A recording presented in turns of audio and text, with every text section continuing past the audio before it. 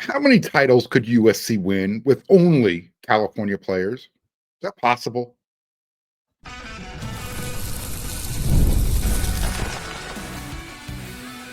You are Locked On USC, your daily podcast on the USC Trojans, part of the Locked On Podcast Network, your team every day.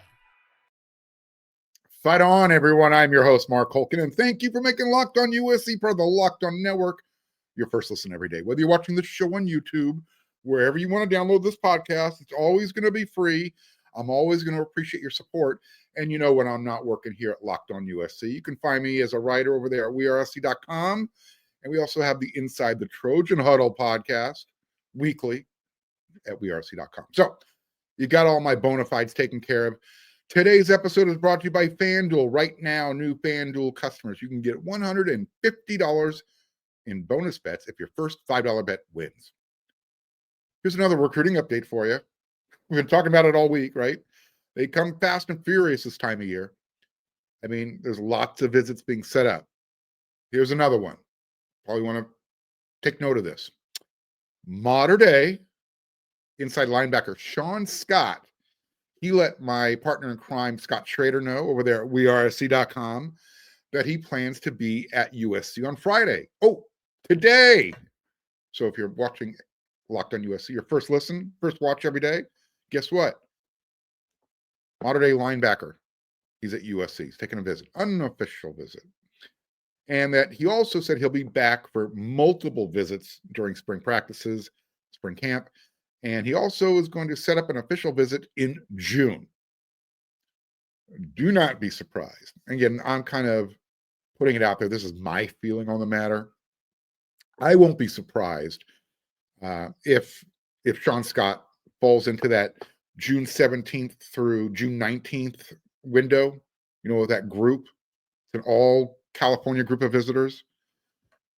It's up to 5. Well, I think it'll be up to 6 if Sean joins that window.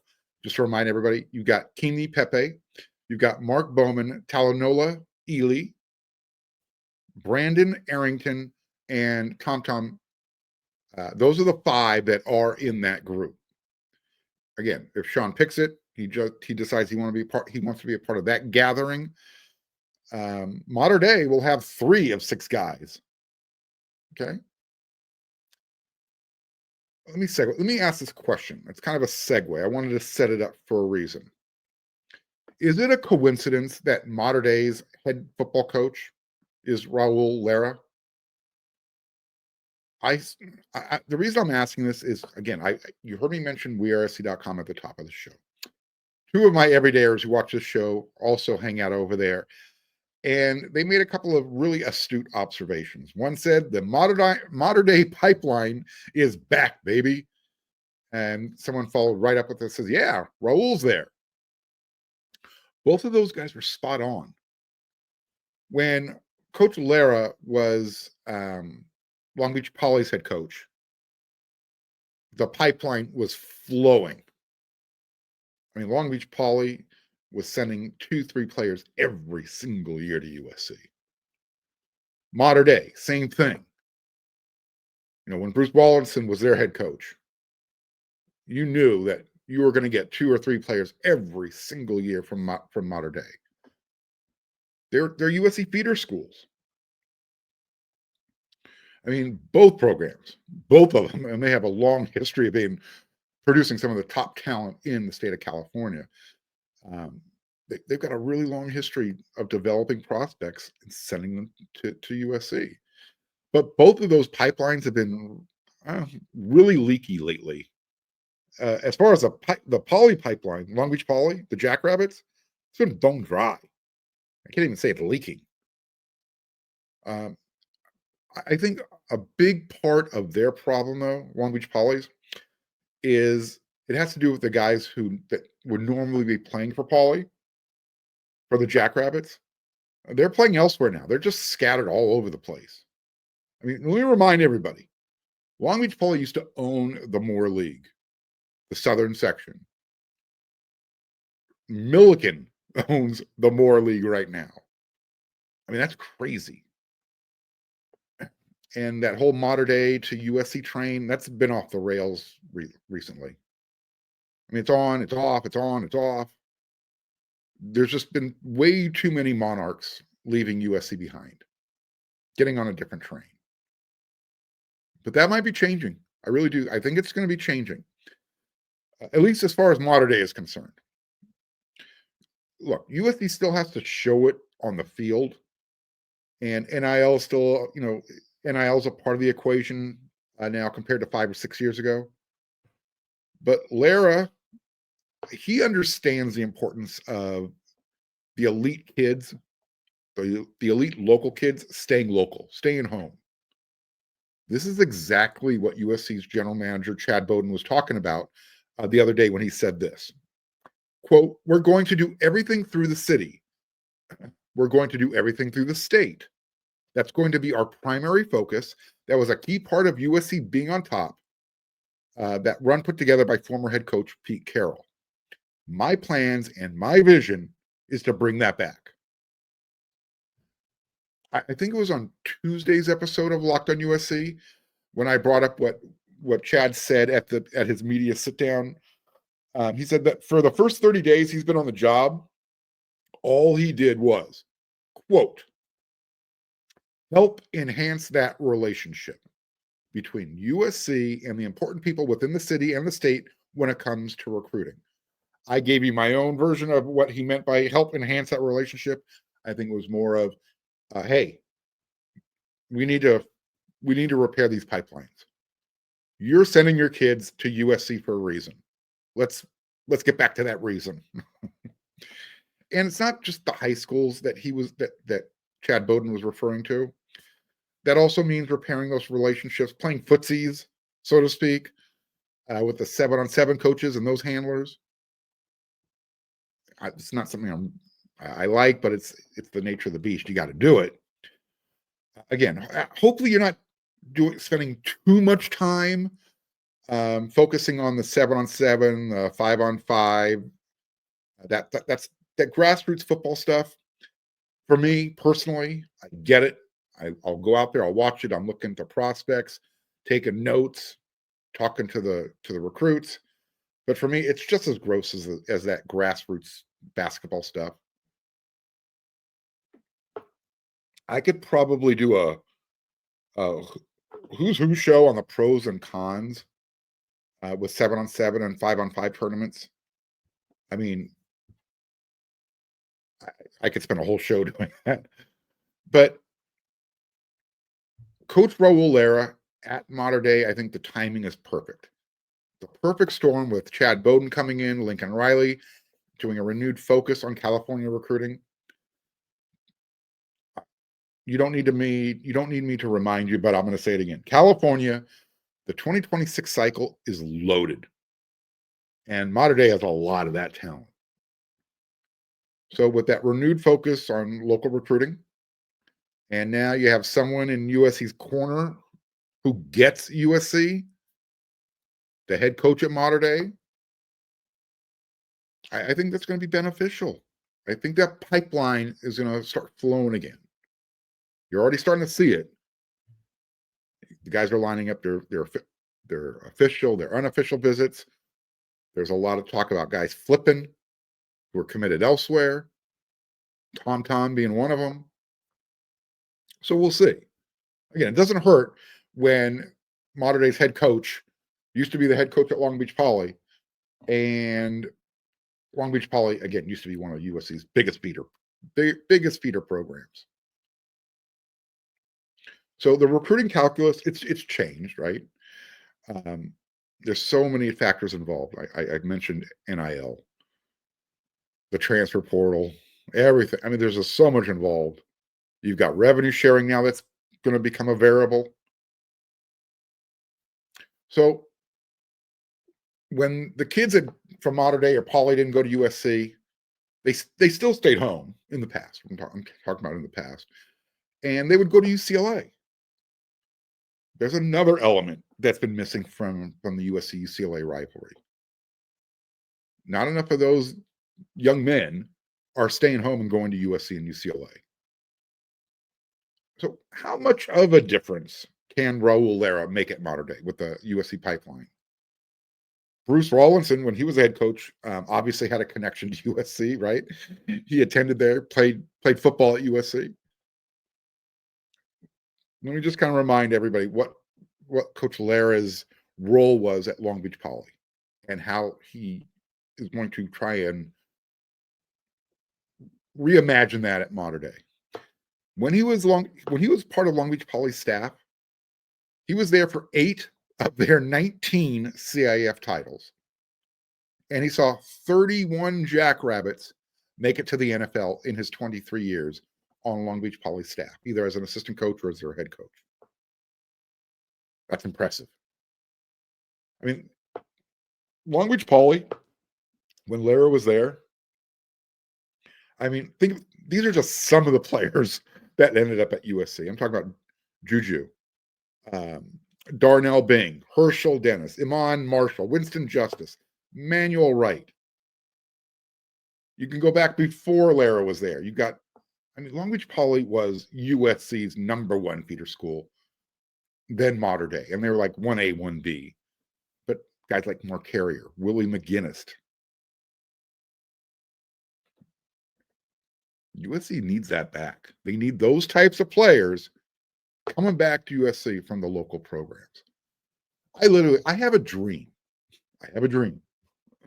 One day, USC's roster is going to be built entirely of players from Mater Dei, Long Beach Poly, Centennial, Bosco, heck, everyone from the Trinity League, every program from there.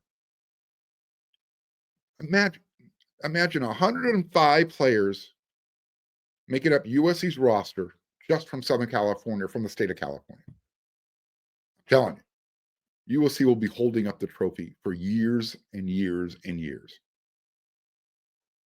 What do you think? Do you agree? Disagree? There is enough talent on an annual basis that USC doesn't need to lead the state. You get 90% of what you want in your backyard, and then you go cherry pick from other people's trees, whether it's in Georgia, Florida, Texas, Ohio. That's what Chad Bowden was talking about. Raul Lara understands that. He's been a part of the Southern California landscape forever. So he's gone from one pipeline to another. Let's see if we can get that same type of enthusiasm going again.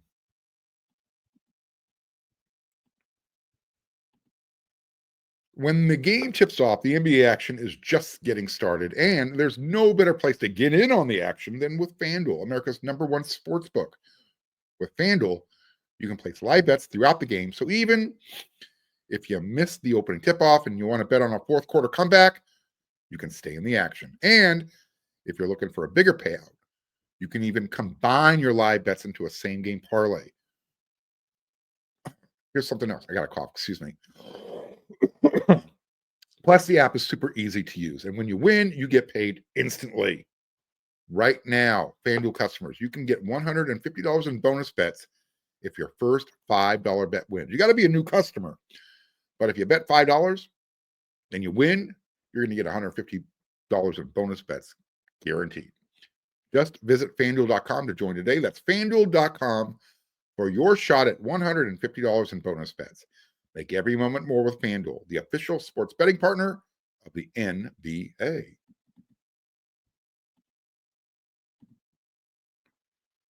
Besides USC's offensive line, what is the #1 USC position battle that you're going to be watching this spring if you are able to go to spring practice? We know there's no spring game. Assuming you had the chance to attend a spring practice, or if there was a spring game, what's that one position that needs to be figured out? Zach Hansen, I think, has an idea who he'll have available to play left guard, center, right tackle. So is it the quarterback position? Is it the cornerback position? What about linebacker? Those are the three that I think need the most attention. But if you had to pick one, what is the one you're going to be focusing on the most? So again, not necessarily in that order, but you have untrained eyes. Pick one position group. Which one are you focused on? Because that one concerns you the most. Rob Ryan has Eric Gentry, Anthony Beavers, Desmond Stevens. After that, you've got Elijah Newby, who might be an edge guy in 2025. Jaden Walker, Garrison Madden. That's your linebacker room as far as the guys who are on scholarship. Depending on availability as well as the cost, I still think you're going to go grab one out of the transfer portal. I thought Matt Entz did a fantastic job last year, and he'd be fine at the line if he was still USC's linebacker coach with this group. So even though there's a lot of unknown going into spring camp, I want to believe that Coach Rob Ryan, he can fill that coaching experience void. He'll fill the void with his experience. The answer for me is it's easy. It's cornerback. There's too much production to replace. Jacoby Covington, Jalen Smith, Greedy Vance. I know he was nickel, but nickel's a corner, inside corner. John Humphrey. You got two guys with experience returning, Prophet Brown, DeCarlos Nicholson. That's your veteran group right there. The other part of the room, why I'm using finger quotes, nervous, is not only do you have a lot of youth, I'm super excited about the youth, and I'm super excited about Trovon Reed as the new cornersbacks coach, but that's a lot of newness.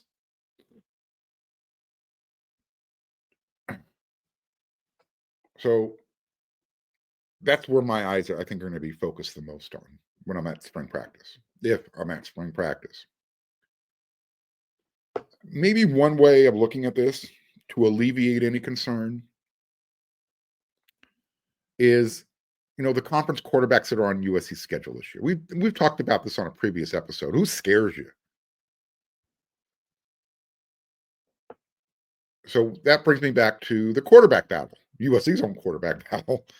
What happens if USC's cornerbacks make USC's quarterbacks look pedestrian? Are you concerned? Is that a problem? See, that's the challenge, and that's the problem with spring camp. All of those repetitions, you're going up against your teammates.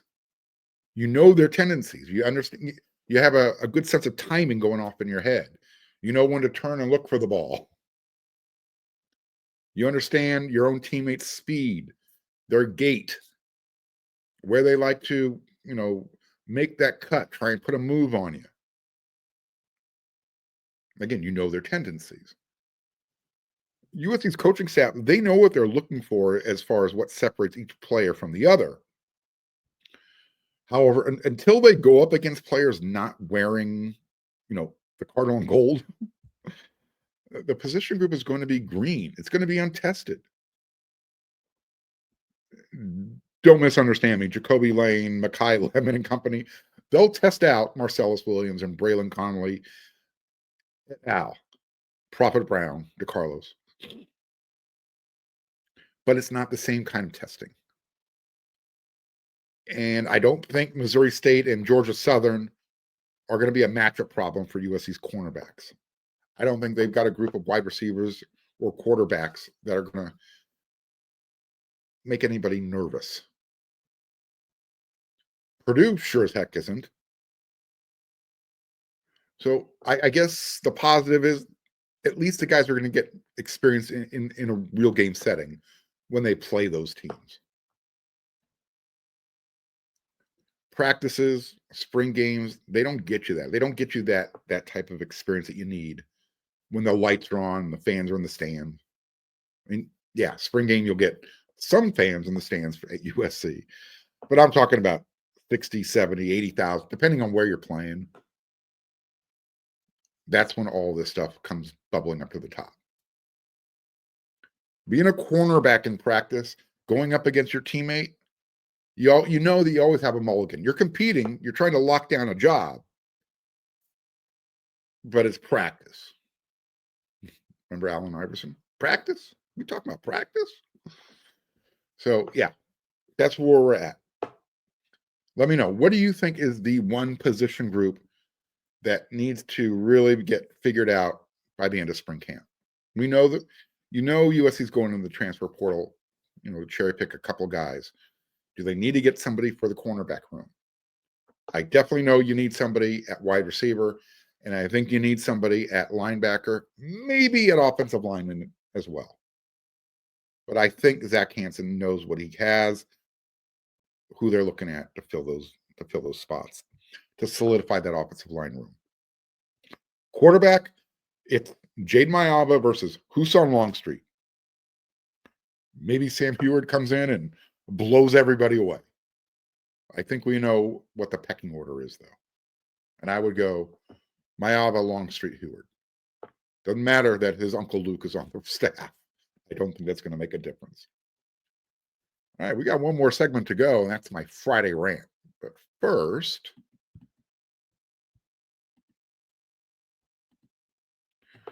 we're all about the stats because numbers do not lie. And when it comes to the all-new Nissan Armada Pro 4X, the numbers are on MVP level. With the ability to tow up to 8,500 pounds, it can quite literally carry the whole team plus their gear wherever you need to go. It's powered by a twin-turbo V6 engine, delivering the strength and performance to handle highways, back roads, and everything in between. And with room for up to 8 people, the Armada Pro 4X is built for big crews, big adventures, and even bigger memories.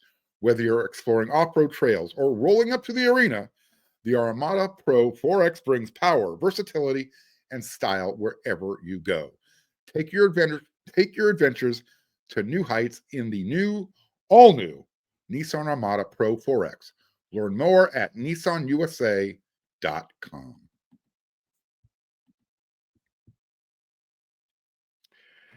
It's time for the Friday Rant. You know what? I hope schools like Boise State, the former Pac-12 teams, brothers, Oregon State, Washington State, I hope you guys enjoyed your time playing with the big boys. Let's just be honest. They are being squeezed out of the chance to be a Cinderella national champion in the future. It is no secret that ESPN shines the SEC's shoes. They spit shine them. They are on their knees, buffing them out. I get it. They spend a lot of money to broadcast their games. But they need to do a much, much, much better job hiding their bias. Now, the preseason poll came out. ESPN released its top 40 strengths of schedule for 2025. The list is basically the SEC has to play each other, so obviously everyone's schedule is uber tough. ESPN prefaced their findings this way.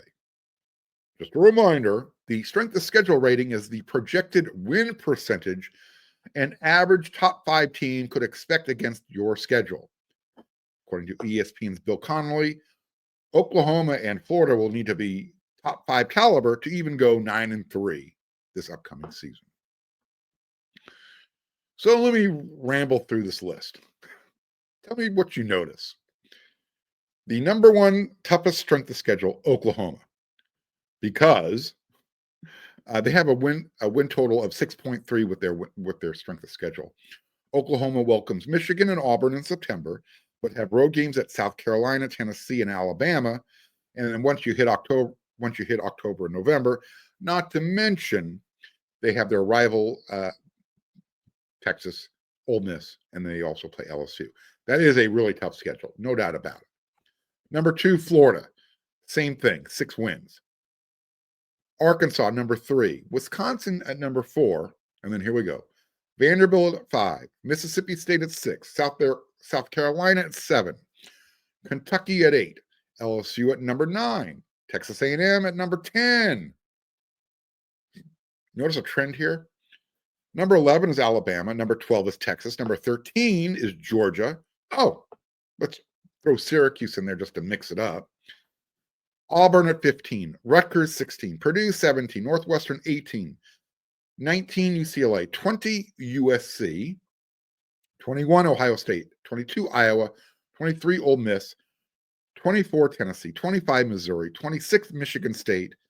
27 Minnesota. 28 Washington. 29 Penn State. Florida State at 30. Indiana. Oregon 30 is at 32. Stanford. Clemson. Nebraska 35. Miami. Boston College. Michigan. North Carolina State. And Illinois has the 40th toughest schedule according to ESPN. It's ironic that the big conference has 18 of the toughest strength of schedule out of those top 40. The SEC has 16. The ACC gets the balance. So they have the other 6. So even though the big conference has more, it's the top heavy part of that poll that is weighted. Hear me now, believe me later. Trust me. The strength of schedule component is going to be used more and more to the SEC's advantage going forward. Don't you guys remember how much they were hemming and hawing and whining and crying in this when the 12-team playoff first started this past season? They didn't have enough teams in there, despite what happened afterwards. They didn't have a great postseason, the SEC conference. So it already started last year. They're going to make a much stronger, a much more concerted effort starting now with that poll, with that top 40 list of strength of schedule. It's already started. They're going to make sure they get enough teams in. They're going to make sure that narrative sticks. And they're going to figure out a way to get it codified, to get it written into the rules somewhere. No sarcasm there, but you know where I'm going with it. And once this thing grows into the 14-team format, which starting in 2026, 27, yeah, it's happening. Don't forget, the big conference and the SEC, they're already saying, we're getting 4 teams automatically. So if you want to start anything, if you want anything over 4 teams, you're going to have to earn it. And that's why the out-of-conference scheduling is going to matter. And no, weaker out-of-conference scheduling is not going to help you. The SEC has already said they're going to a 9-conference schedule game. A 9-game conference schedule, excuse me. And then there's already been talk that the Big and the SEC are going to do a crossover where one of your out-of-conference games is against each other. Okay, so now you're at 10 games in a 12-game season. USC has Notre Dame as well. Now you can go get your cream puff. So that's where you fill in with a Boise State, or an Oregon State, or Washington State. Or you just want to go Super League out of conference only, you bring Cal and Stanford back into the equation. Again, that's for travel purposes. So yeah, I'm ranting about that strength of schedule poll that's out. I understand the Big has more, but again, it's that top heavy part. 13, what was it? I think it was 13 out of the top 20 came from the SEC. Stop it. Stop showing your bias. Close your legs.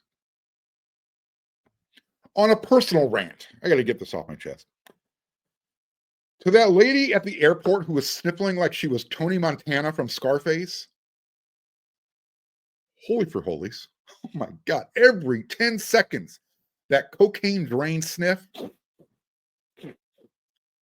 45 minutes straight of that. I'm not sure what the most annoying sound in the world is, but I have to imagine that's one of them. It was killing me. every 10 seconds for 45 minutes instead of just, blowing her nose.